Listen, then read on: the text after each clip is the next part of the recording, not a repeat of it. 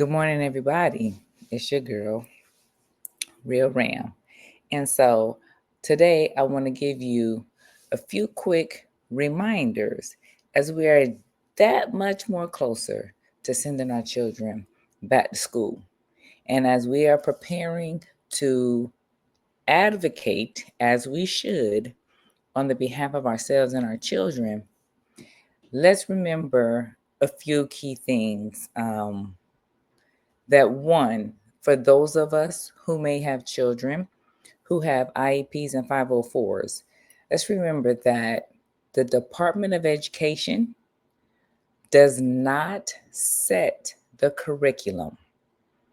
They also they don't pick and choose who gets 504s and IEPs.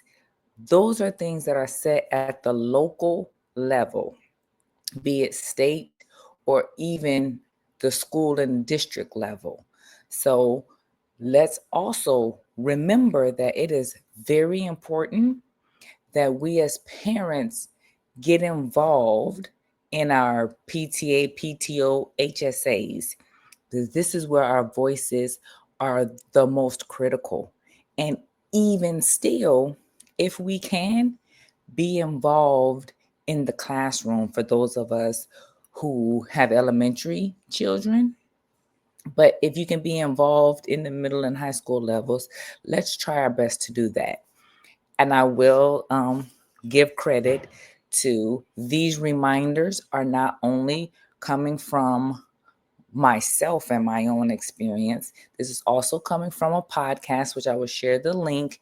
It's called I don't remember what it's called right now, but it's from a principal. He's a principal, and then just a reminder that I heard on Urban View the other day from Larry Daniel Favors. So back to it. If we can be involved in the classrooms, let's go ahead and do that. If we can come together as a community, for those of us who have already had children who've graduated, majority of the time a PTO also involves the community around the school.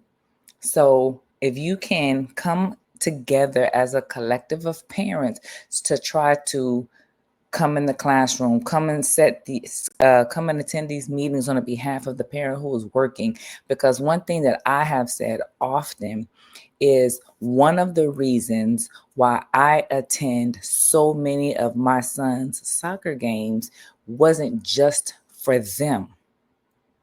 One, because in our experiences, right, it's not a lot of Black boys who play soccer. A lot of them are playing American football. So one, it is for my children, but it's also for the other children whose parents aren't present. So if they consistently see a parent there, they know that they have at least one familiar face, one parent of support. Now, why? Also because as I'm talking,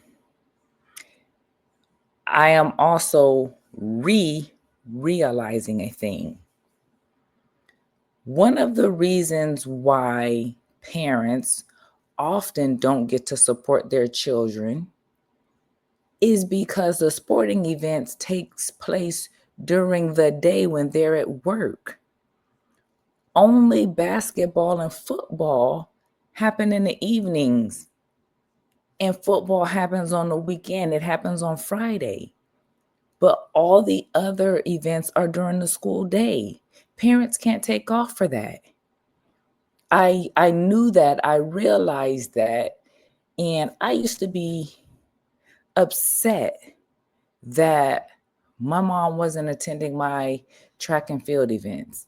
And then now as a parent, that was another reason why I made sure that I attended each and every soccer match that I could, because other parents can't. They were at work. But as I say this to you now, I am realizing that during my experience of this, This is why parents can't go, because it's during the day. Why is there so much support only for basketball and football?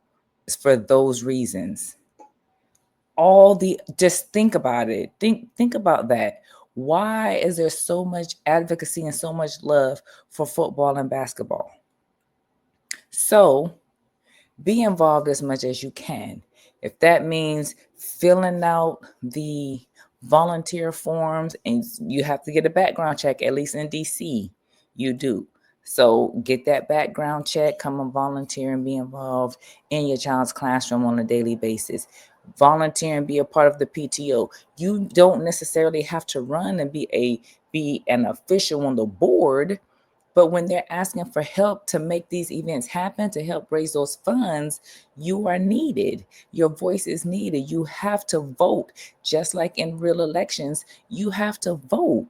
You have to tell the board what you're interested in. You have to tell the principal what you're interested in.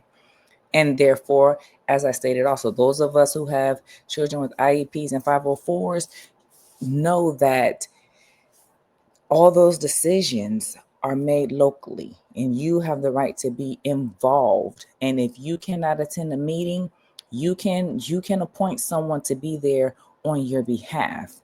So let's keep these things in mind as we prepare to send our children back to school.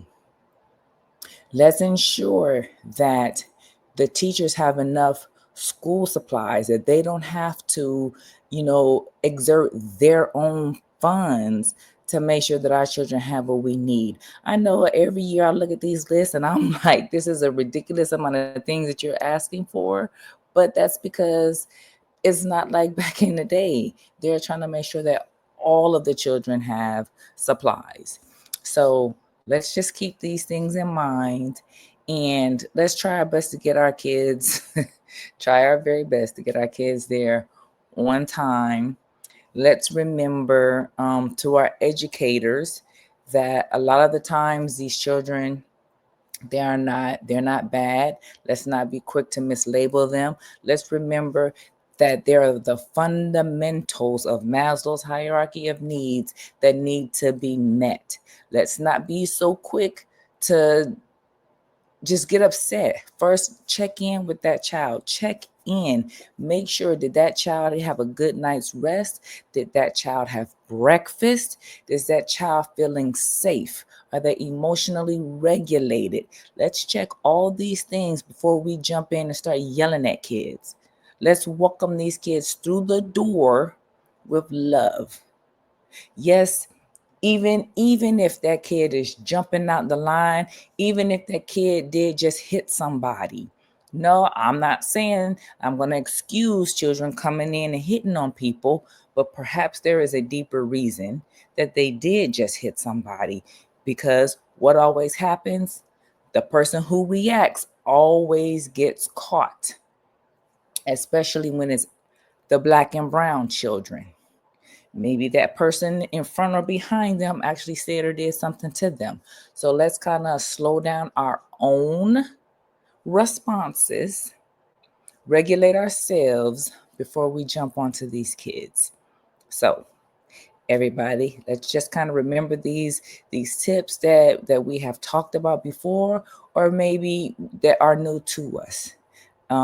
Share your comments and questions below. And again, if you haven't subscribed, let's subscribe, because we have quite a school year ahead of us, and I want the conversation to continue.